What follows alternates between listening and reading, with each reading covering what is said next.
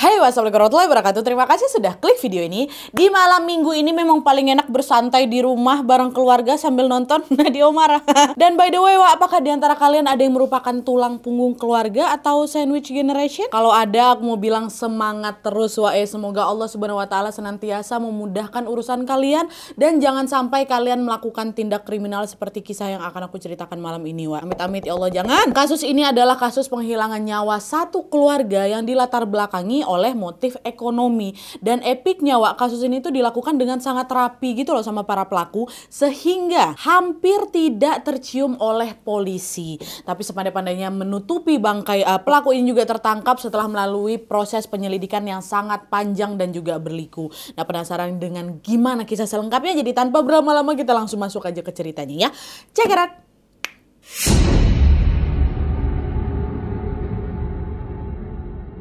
Oke, jadi Stoudy Family ini merupakan satu keluarga yang terdiri dari 6 orang. Ada ayah, ibu, dan juga 4 anak. Nah, sang ayah ini bernama Mark Stoudy, sang istri bernama Diane. Anak pertama mereka bernama Sean, ini laki-laki. Terus anak kedua mereka namanya Sarah, perempuan. Terus anak ketiga namanya Rachel, perempuan juga. Dan anak keempat bernama Brianna, perempuan juga. Jadi satu laki-laki, 3 perempuan. Nah, sebelum masuk ke kronologi kejadiannya, aku mau jelasin dulu tentang latar belakang The Stoudy Family ini ya. Dimulai dari sang ibu. Jadi Diane ini atau sang ibu ini lahir pada tanggal 5 April tahun 1962 di Springfield, Missouri, Amerika. Nah, sejak kecil Diane ini sangat mahir bermain piano dan dia sering mengikuti berbagai kompetisi musik. Setelah dia lulus SMA di tahun 1961, Diane melanjutkan pendidikannya dengan berkuliah di Lutheran College, Kansas, Amerika, mengambil jurusan keperawatan. Nah, di sela-sela aktivitas kuliahnya itu, Diane ini sering manggung di beberapa acara musik untuk menyalurkan hobinya tadi. Dia kan hobi main piano kan.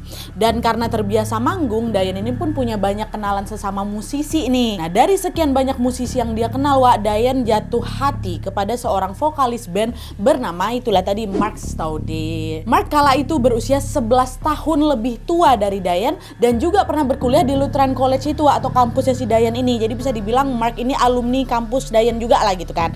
Nah, seiring berjalannya waktu, nggak cuma Diane aja yang jatuh hati, ternyata si Mark ini juga jatuh cinta juga deh sama si Diane. Nah, dari situlah hubungan mereka pun jadi semakin dekat lagi dan mereka pun memutuskan untuk berpacaran. Nah, pas udah pacaran ini Mark dan juga Diane ini sering melakukan hal-hal di luar batas gitu sampai akhirnya si Diane ini hamil lah, dia di luar nikah. Nah, melihat pacarnya hamil, Mark tuh nggak lepas tangan gitu aja dia tetap bertanggung jawab dengan menikahi Diane sebelum kandungannya makin besar lagi. Akhirnya pada bulan Desember tahun 1985 mereka pun menikah di kampung halamannya Diane yang ada di Springfield. Nah, setelah menikah mereka memilih untuk kembali ke Kansas karena kan waktu itu si Diane masih kuliah kan dan dia ini juga ingin melanjutkan kuliahnya gitu.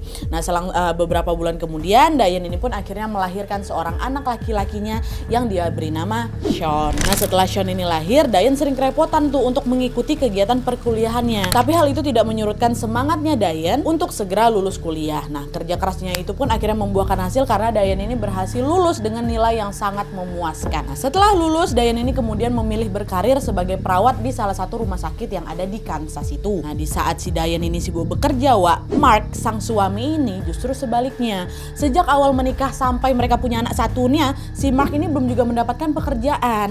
Dan untuk mengisi waktu luangnya, Mark bertugas menjaga anaknya yaitu si Sean ketika si Diane ini pergi bekerja. Jadi si Mark ini macam jadi bapak rumah tangga lah gitu. Nah, selang 2 tahun kemudian, Diane pun kembali hamil dan melahirkan anak perempuannya. Dikasih nama dia si Sarah tadi. Nah, setelah si Sarah ini lahir, Diane masih harus berkutat dengan pekerjaan yang sangat menyita waktunya. Sebagai seorang perawat, Diane ini harus bekerja dengan sistem shift ya kan, yang tidak jarang membuatnya kekurangan waktu untuk beristirahat. Nah, karena tuntutan pekerjaan yang cukup tinggi, belum lagi dia harus ngurusin anak-anaknya. Lama-lama Diane ini ngerasa kelelahan, burn out dia, Dia jadi sering uring-uringan dan melampiaskan amarahnya kepada sang suami atau kepada si Mark ini. Nah, melihat istrinya yang sering marah-marah, Mark pun berinisiatif untuk mengajak Diane ini pindah ke Springfield, ke kampung halamannya. Mark mikir di situ, siapa tahu kalau misalnya dia tinggal di dekat orang tuanya, istri aku bisa lebih tenang, dia jadi nggak marah-marah lagi. Pikirnya si Mark kayak gitu. Dan ternyata saran itu juga disetujui sama si Diane. Diane ini pun segera mengajukan resign, lalu pindahlah itu balik kampung lah mereka ke Springfield bersama keluarga kecilnya. Ada 2 anaknya kan, si Sarah sama si Sean. Nah, setibanya di Springfield, Diane ini pun tiba-tiba kepikiran untuk menjadi ibu rumah tangga aja Dia bilang ke Mark kan, sayang, mulai sekarang kamu aja lah yang kerja, aku pengen di rumah aja lah ini ngurusin anak-anak. Cobalah kamu ngelamar kerja di sini, siapa tahu ada yang nyantol. Kata siapa? Kata Dayan kan. Oh iyalah sayang, nanti aku coba lamar pekerjaan di sini ya, siapa tahu ada rezekinya di sini, kata si Mark kan. Dan by the way waktu mereka pindah tuh si Mark ini juga masih belum kerja, Wak. Nah adalah tuh akhirnya Mark ini pun segera melamar pekerjaan di berbagai perusahaan yang ada di Springfield ini. Nah entah karena terlalu pilih-pilih atau memang murni nggak lolos seleksi nih, Wak ya. Yang jelas si Mark ini nggak juga keterima kerja gitu loh, nggak ada perusahaan yang mau terima dia, entah apa alasannya. Nah lalu karena Mark ini nggak dapat kerjaan, Dayan juga udah nganggur dan kebutuhan hidup juga terus berjalan, keluarga kecil mereka ini pun mulai dihadapkan dengan masalah finansial. Nah nggak tahan dengan kondisi itu, akhirnya Dayan ini memutuskan untuk bekerja lagi lah di salah satu rumah sakit yang ada di Springfield. Nah setelah 2 tahun bekerja, si Dayan ini pun kembali hamil dan melahirkan anak mereka yang ketiga, yang perempuan namanya Rachel. Nah kehadiran Rachel ini tentu semakin menambah kebahagiaan pernikahan mereka sebenarnya. Tapi sayangnya di tengah kebahagiaan itu Dayan ini harus menerima kenyataan pahit karena Sean anak pertamanya dan juga Sarah anak keduanya mengalami gangguan pertumbuhan, Wak. Dimana pada saat itu si Sean ini divonis menderita autisme, sementara Sarah mengalami keterlambatan berpikir atau memiliki IQ di bawah rata-rata. Hal itulah yang membuat si Sarah ini membutuhkan waktu yang lebih lama untuk memahami sesuatu dibanding anak-anak pada umumnya lah gitu. Nah mendengar vonis dokter kayak gitu, Dayan sama si Mark ini terpukul lah dua-duanya, Wak. Tapi meskipun begitu mereka berusaha menerima keadaan karena setidaknya Rachel ini anak ketiganya tumbuh dengan normal, Wak, tanpa kekurangan sesuatu apapun. Si Rachel ini anak ketiga kan. Nah waktu pun terus berlalu sampai 11 tahun kemudian Dayan pun kembali hamil dan melahirkan anak keempatnya yang dia kasih nama Brianna, perempuan juga. Nah seiring dengan pertumbuhannya, Brianna ini, Wak, juga didiagnosa menderita kelambatan berpikir sama kayak kakaknya anak keduanya si Sarah. Nah dengan adanya vonis itu berarti apa? Satu-satunya anak mereka yang tumbuh dengan normal ya cuma anak ketiga, siapa tadi? Si Rachel. Dan ketika tumbuh dewasa pun, Wak, keempat anak itu pun memiliki nasib yang sangat berbeda-beda. Ini waktu mereka udah besar nih ya. Si Sean anak pertama kesulitan mendapatkan pekerjaan karena dia autisme dari kecil. Terus kedua si Sarah, dia bisa kuliah tapi nggak lulus. Terus yang ketiga Brianna anak yang bungsu, anak keempat ya, dia tetap mengalami kesulitan untuk mengikuti pelajaran di sekolahnya. Sementara anak ketiganya si Rachel, anak yang normal ini, Wak, memiliki kehidupan yang paling sukses dibandingkan ketiga saudara-saudarinya tadi. Dia bisa berkuliah di Missouri State University dan selalu mendapatkan nilai yang sangat memuaskan si Rachel ini.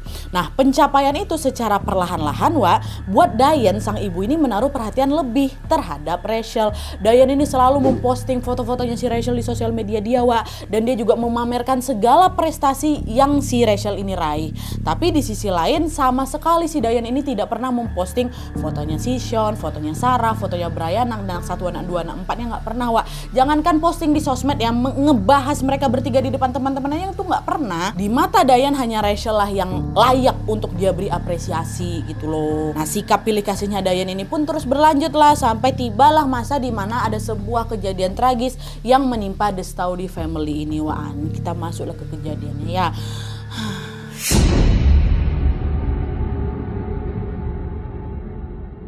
Oke, Wak, jadi waktu itu tanggal 8 April 2012, Dayan ini tiba-tiba menemukan Mark, suaminya, dalam keadaan tidak sadarkan diri di atas tempat tidurnya. Nah, khawatir terjadi sesuatu, Dayan segera langsung menelpon 911 untuk meminta mereka datang ke rumahnya kan. Pak, tolonglah Pak datang sini, suami saya nggak sadarkan diri, katanya. Nah, mendengar laporan itu, petugas 911 dan juga tim medis langsung meluncur ke rumahnya si Dayan untuk mengecek kondisi suaminya atau kondisinya si Mark. Dan setelah diperiksa, Wak, tim medis menyimpulkan bahwa Mark sudah meninggal dunia. Itu pun sejak beberapa jam yang lalu. Nah denger itu terkejutlah si Dayan. Hah? Kok bisa suami saya meninggal? Padahal tadi pagi dia nggak kenapa-napa loh, Pak. Nah, di situ petugas tanya balik lah. Justru ibu ini yang gimana? Masa suaminya meninggal ibu nggak tahu? Ibu ngapain aja? Tadi saya baru pulang dari gereja, Pak, sama anak-anak saya. Tapi suami saya nggak ikut. Katanya dia mau tidur. Terus tadilah itu pas saya nyampe rumah, saya mau bangunin dia nggak ada respon. Saya nggak tahu kalau dia meninggal, Pak. Dan saya juga nggak tahu kenapa dia tiba-tiba meninggal. Kata Dayan kayak gitu. Nah, dengar penjelasan si Dayan, petugas medis ini menyimpulkan kalau kemungkinan besar Mark itu meninggal akibat akibat terkena serangan jantung. Dan karena tidak ada sesuatu yang mencurigakan di balik tewasnya si Mark, Diane ini juga punya alibi dia bahwa dia pergi ke gereja. Petugas pun akhirnya memutuskan untuk tidak melakukan otopsi pada jenazahnya si Mark. Nah, dengan perasaan duka, Diane ini pun langsunglah menghubungi sebuah rumah duka yang ada di sana dan meminta mereka untuk mengkremasi jenazahnya Mark. Nah, setelah prosesi pemakaman Mark ini dilakukan, Diane pun diketahui menerima uang asuransi sebesar 20.000 USD atau sekitar 300 juta rupiah. Dan uang itu kemudian dia pakai untuk membeli rumah baru yang lebih layak lagi dan juga mengajak keempat anaknya untuk pindah ke sana. Ya, dan selama tinggal di rumah baru ini, Wak, semuanya berjalan lancar-lancar aja.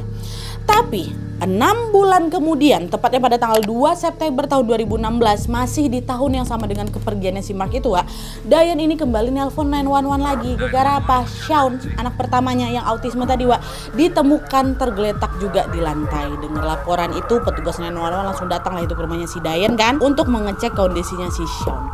Sesampainya di sana, petugas juga sudah menemukan Sean meninggal dunia. Dan setelah dicek lebih detail lagi, di tubuhnya si Sean ini tidak ditemukan tanda-tanda mencurigakan memang, Wak. Alhasil di situ petugas memutuskan untuk tidak melakukan otopsi lagi. Dan sama seperti Mark, Wak, lagi-lagi Diane memakamkan jasadnya si Sean ini dengan cara dikremasi, terus abunya dibuang itu ke laut, dikremasi juga. Nah, belum kering air matanya Diane karena berduka, Wak. Pada suatu hari dia kembali lagi dikejutkan dengan kejadian yang hampir sama. Pada saat itu Diane ini tiba-tiba menemukan anak keduanya atau si Sarah tergeletak juga lemas di lantai tapi masih bernapas. Tanpa membuang waktu lagi, Diane pun segera langsung membawa si Sarah ini. Dia bawa sendiri ke rumah sakit untuk mendapatkan perawatan. Sesampainya di rumah sakit, Wak, Sarah pun dinyatakan kritis dan harus masuk ruangan ICU. Dan setelah beberapa hari dirawat, Sarah pun berhasil melewati itu masa krisisnya kan, dan dia dinyatakan selamat nih, gak jadi mati. Tapi meskipun Sarah ini selamat, Wak, dokter mendiagnosa Sarah mengalami kerusakan otak akibat terpapar senyawa kimia yang berbahaya. Aku nggak bisa bilang senyawa ini apa namanya, Wak, tapi yang jelas senyawa ini tuh bisa merusak sistem otak, saraf, ginjal, dan juga puncaknya bisa mengakibatkan kematian. Sarah terpapar itu. Nah, di saat kondisi Sarah ini sudah mulai membaik, Wak, di saat yang sama kepolisian Springfield ini tiba-tiba dapat panggilan telepon dari seseorang yang tidak dikenal. Nah, di telepon itu orang asing ini bilang, "Halo Pak Polisi, saya mau lapor Pak." "Oh iya, ada apa? Mau lapor apa?" katanya.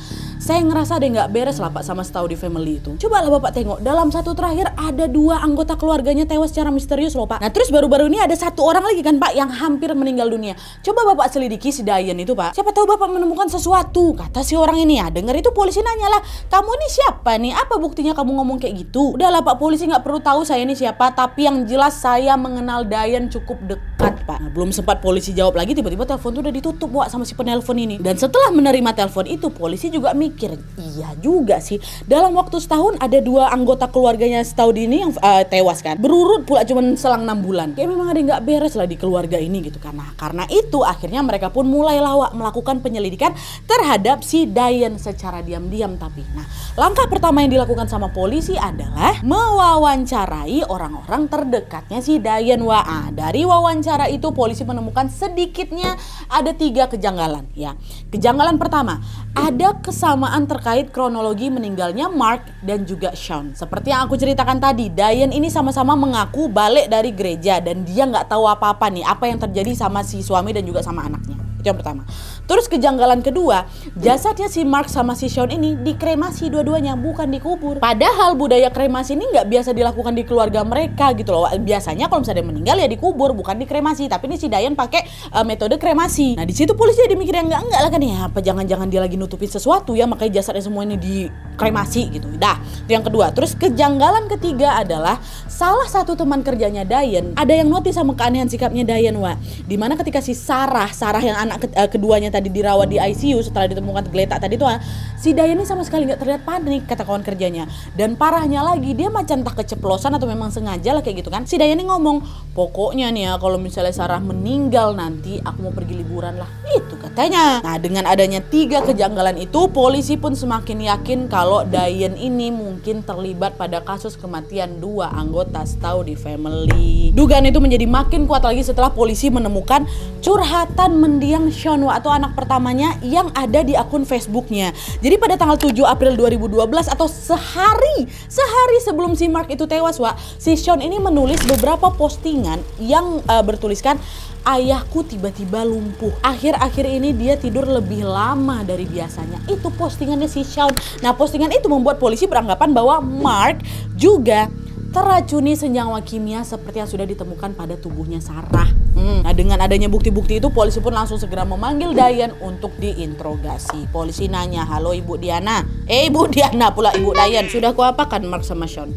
Kau udah ngeracuni mereka kan? Pak, jangan asal nuduh Bapak ya. Saya nggak mungkin lah ngeracuni mereka. Saya juga nggak tahu kenapa mereka meninggal. Alah, udahlah ngaku aja lah. Kami ada buktinya kok, kata polisi kayak gitu. Nah, selain mendesak Diane, polisi ini juga membeberkan bukti-bukti yang mereka temukan supaya si Diane ini nggak bisa ngelak ya kan.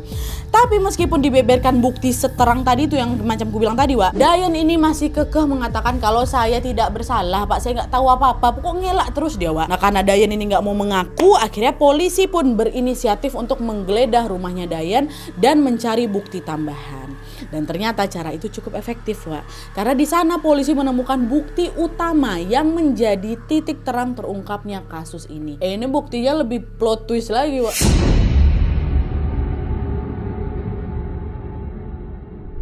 Jadi ketika menggeledah rumahnya Diane ini, polisi menemukan senyawa kimia yang selama ini diduga menjadi penyebab kematian anggota keluarga Staudy ini, Nah, selain senyawa kimia itu, polisi juga menemukan ada sebuah buku harian yang sangat-sangat mencurigakan. Di mana di buku itu ada sebuah kutipan yang ditulis pada bulan Juni tahun 2011 dan berbunyi, aku sangat sedih mengetahui ayahku akan meninggal dalam beberapa bulan ke depan. Setelah ayahku, Sean, kakak laki-lakiku juga akan meninggal dunia. Itu tulisannya. Nah, setelah membaca isi diari itu, polisi langsung mikir kalau penulis buku ini tahu Mark dan juga Sean akan meninggal, berarti kematian mereka udah pasti terencana lah, ya kan? Tapi siapa nih pemilik buku harian ini? Terus kalau misalnya orang yang nulis ini bilang ayahku dan kakak laki-lakiku, maka kemungkinannya ada 3. Siapa aja? Pastinya anak dan juga adiknya korban. Dialah si Sarah, si Rachel, dan si Brianna, iya kan? Ayahku dan abangku atau kakak laki-lakiku. Pasti mereka bertiga nih. Nah, karena penasaran, polisi pun segera langsung membawa barang bukti itu untuk diperiksa lebih lanjut. Dan setelah diperiksa, akhirnya diketahui kalau pemilik buku diari itu adalah salah satu anggota keluarga Staudy, yaitu Rachel, si anak ketiga. Nah, mengetahui fakta baru itu, polisi pun langsung menginterogasi si Rachel terkait buku hariannya itu, Dan setelah berkali-kali ditanya, Rachel pun mengaku kalau saya nggak tahu apa-apa, Pak. Saya nggak tahu apa-apa. Persis kayak mamanya tadi. Nah, nggak menyerah di sana, polisi terus mencecar Rachel sampai akhirnya dia pun membuat sebuah pengakuan mengejutkan. Di hadapan polisi, Rachel bilang, Pak Polisi, sebenarnya yang habisi nyawa ayah dan juga kedua kakak saya adalah ibu saya sendiri, yaitu Diane. Tapi saya juga terlibat, Pak, dalam kematian mereka. Itu katanya. Hah?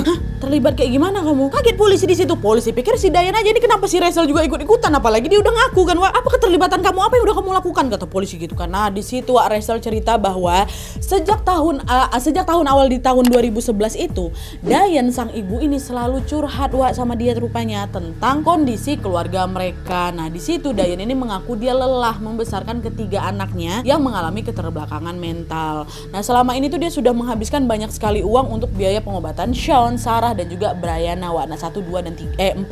Tapi meskipun sudah menghabiskan banyak biaya, kondisi mereka ini juga nggak kunjung-kunjung membaik gitu loh. Yang ada, Diane menganggap bahwa mereka ini menjadi beban di kehidupannya si Diane, dan mirisnya lagi beban yang dirasakan sama si Diane ini jadi makin berat lagi karena Mark, suaminya, tidak kunjung juga mendapatkan pekerjaan tetap. Pada saat itu si Mark ini hanya bekerja freelance sebagai vokalis band yang manggung dari kafe satu ke kafe yang lainnya dengan penghasilan yang memang tidak seberapa. Uang yang dihasilkan sama si Mark ini bahkan tidak mampu menutupi kebutuhan keluarga mereka loh. Jangankan untuk berobat, kebutuhan untuk makan sehari-hari itu macam nggak cukup. Nah, karena nafkah dari Mark itu nggak cukup, Diane sebagai tulang punggung keluarga ini pun terpaksa pindah-pindah tempat kerja untuk mengejar gaji yang lebih tinggi lagi. Nah, awalnya Diane ini berusaha kuat lah gitu kan atas segala ujian yang memang menimpa keluarganya. Tapi lama-kelamaan dia ngerasa muak juga. Dia bilang ke Rachel, kok inilah satu-satunya anak yang bisa mama andalkan. Bisa kau tolong mama? Kata dia gitu kan. Nolongin apa, Ma? Kata Rachel kayak gitu. Jadi gini nak, mama udah betulan gak sanggup lagi mama di keluarga ini. Udah gak tahan lagi mama, betul aja. Udah gini aja, mama mau bunuh bapakmu sama kedua kakakmu. Kau bantu mama ya cariin cara gimana caranya untuk melenyapkan mereka tanpa ketahuan polisi. Itu kata Dayan, wah. Dan di sini yang diincar sama si Dayan ini cuman si Mark, Shawn sama si Sarah aja, wah ya. Brian, anak bungsu mereka yang juga mengalami keterbelakangan mental ini nggak dijadikan target karena waktu itu dia masih umur 9 tahun. Nggak tega dia sama si Brian, wah. Dan setelah mendengar permintaan mamanya itu, Rachel pun dengan bongaknya ngiyain. Dia bahkan sampai rela loh, wah, menghabiskan waktu untuk membaca berbagai literatur tentang metode penghilangan nyawa. Dan setelah dia membaca banyak sekali artikel dan juga jurnal itu, suatu hari Rachel pun menemukan suatu senyawa kimia yang mudah didapatkan tapi sangat mematikan. Ini makanya nggak mau aku sebutin apa nama senyawanya, dan nggak usah dicari tahu ya. Dan senyawa inilah yang kemudian dipakai sama Dayan untuk menghabisi Mark, Shawn dan juga Sarah. Wah. Lalu supaya aksinya itu tidak ketahuan polisi, Dayan ini sengaja mengkremasi mayat-mayat mereka, mayat Mark dan juga mayat si Shawn. Itulah kenapa Dayan ini pun nggak nguburin Mark sama Shawn kayak biasa, wah. Ya memang dia mau hilangin jejak gitu. Karena dia khawatir polisi akan menggali makam keduanya dan melakukan otopsi. Nggak mau udah langsung kremasi aja, buang abunya gitu. Tapi untungnya kebusukan itu pun akhirnya terbongkar setelah Sarah nih, anaknya memang mau dihabisin juga, berhasil survive. Dan juga setelah polisi menyelidiki kasus ini. Ketahuan kau, mati kau. Nah, udah lah tuh kan. Akhirnya singkat cerita, setelah mendengar penjelasan itu, polisi pun langsung menjadikan Dayan dan juga Rachel sebagai tersangka penghilangan nyawa tingkat pertama, wah. Atas perbuatan keji yang memang sudah mereka lakukan ini, keduanya dijatuhi hukuman penjara seumur hidup tanpa kemungkinan pembebasan bersyarat. Tapi setelah menerima vonis itu, wah, dengan pedenya Dayan sama Rachel ini malah mengajukan banding karena mereka merasa hukuman yang diberikan hakim tuh terlalu berat, geteh. Untung gak dihukum mati loh kau. Dan untungnya juga hakim menolak permintaan banding itu dan tetap menjatuhi mereka dengan hukuman awal, yaitu hukuman seumur hidup penjara. Nah, dihukumlah itu mama sama anak itu. Kau. Oke, wah, jadi itu tadi kasus penghilangan nyawa yang terjadi pada The Stoudy Family. Siapa sangka pelaku dari aksi keji itu ternyata adalah Rachel dan juga Dayan yang notabene-nya adalah orang terdekat para korban ini kan. Kasus ini bikin awak nih jadi mikir ya, kok bisa Dayan ini kepikiran melakukan tindakan sejahat itu loh. Pun kalau memang dia ini keberatan jadi tulang punggung keluarga, dia kan bisa diceraikan aja lah si Mark itu kan, atau melepas hak asuh atas anak-anaknya ya kan, bukan malah ngabisin mereka. Dan setelah kasus ini berhasil dibongkar oleh polisi, Brianna si bungsu ini, anak keempat ini, katanya dilindungi oleh negara dan diberikan identitas baru, wah. Jadi sekarang namanya bukan Brianna lagi. Dan sementara itu Sarah, anak kedua yang masih berhasil selamat dari maut ini, sekarang masih hidup dan berusaha melanjutkan hidupnya yang berantakan akibat kejahatan yang sudah dilakukan oleh adik dan juga ibunya sendiri. Aduh, macam mana lah perasaan si Sarah itu ya. Dalam sebuah wawancara, Sarah bilang kalau dia itu sudah memaafkan Dayan dan juga Rachel, tapi dia tidak akan pernah melupakan apa yang sudah mereka lakukan. Memaafkan iya, tapi melupakan nggak akan pernah gitu loh. Kita doakan saja semoga Sarah dan juga Brianna selalu sehat dimanapun mereka berada. Dan untuk kalian semua yang mungkin adalah tulang punggung keluarga, semoga Allah Subhanahu Wa Taala senantiasa menguatkan pundak kalian untuk mengemban amanah ini, wak ya. Semangat terus dan jangan berputus asa, karena insya Allah Subhanahu Wa Taala akan memudahkan urusan kalian dan juga urusan kita semua. Amin ya robbal alamin. Semangat, wak. Oke, jadi sekian dulu videonya. Terima kasih banyak yang sudah menonton. Kalau kalian suka video ini, klik like-nya. Jangan lupa komen di bawah untuk ide dan saran-saran untuk selanjutnya. Jangan lupa nyalain notifikasinya supaya kalian tahu kalau upload video baru. And as always, jangan lupa untuk klik tombol subscribe supaya kalian sama-sama tahu informasi menarik dan menegangkan dari channel aku. See you next video, wak. Bye.